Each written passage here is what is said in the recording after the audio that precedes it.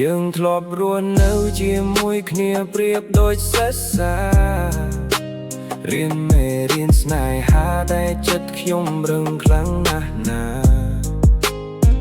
រាល់ពេលមានរឿងខ្ញុំតែងចង់ឈ្នះជានិច្ចមិនដែលយល់ចិត្តមិនព្រមចោះចាញ់បន្តិចស្នេហាបងអើយមិនមែនជាការប្រកួតប្រណាំង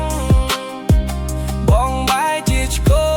ងចង់យកឈ្នះគ្រប់ប្លង់រៀនមេរៀនស្នេហា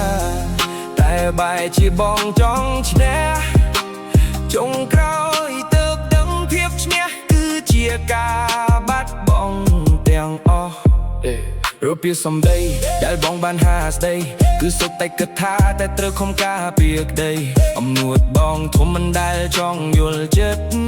គ្នារត់តែធ្វើឲ្យយើងទាំងពីរមានគម្លាតឆ្ងាយណា